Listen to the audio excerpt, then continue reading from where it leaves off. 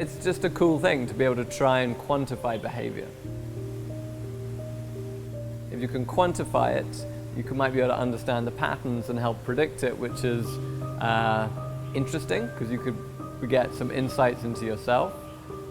Scary because it could be misused by governments or corporations, but ideally useful because you could use people's natural patterns of behavior to help change things for the good. Typically mice are social animals, so they would like, when they see other mice, they want to interact with them. However, when they exhibit these depressive-like traits, they don't like to interact. Much like humans with depression, you get a lot of humans who don't want to mix with people, they want to spend time by themselves. So this is similar to, for example, you could say closely linked with PTSD. So if someone were to go and be in an environment where they're under constant physical harm, psychological stress, they can then exhibit depressive-like behaviors, which you see in the, of course, an issue in the media with military personnel coming back from wars, or people who are just in a very stressful situation. We are judged by our ability to form and carry out goals, and so disruptions ever so slight in this ability have big consequences. So even something like acute stress can degrade working memory significantly. All behavior is tied to the brain, and so really the understanding of the brain is essential for our understanding of behavior. We might say that that humans that invent rhythms that are adopted by culture have some kind of intelligent behavior.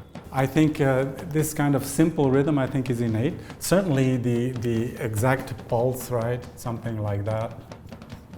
Obviously, that's the heartbeat, that's walking, all these patterns. But if you do a slight modification of something like this, and one mutation is, of course, to just remove a sound, right? But if you do a slight mutation like that, I think these things are hardwired through millions of years. What I think is really interesting about the early modern theater at this moment is that there is the vital sense that what you do, what you perform, might actually stick. And the worry is that this performance might drastically alter the actor's body, that having entered into a part, the actor might not be able to come out of it. Here I stand, your slave, a poor, infirm, weak and despised old man.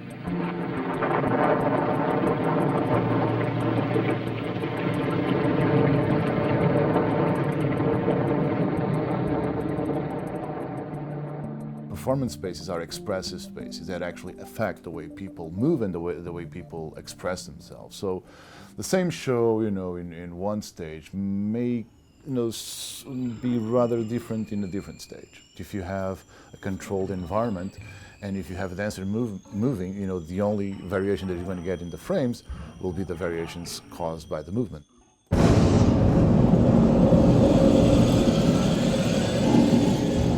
And of course, once you get that data, even though it's gathered through a very, very simple process utilizing very, very simple algorithms, then all of a sudden you can start devising systems, for example, that can react to the behavior of the dancer.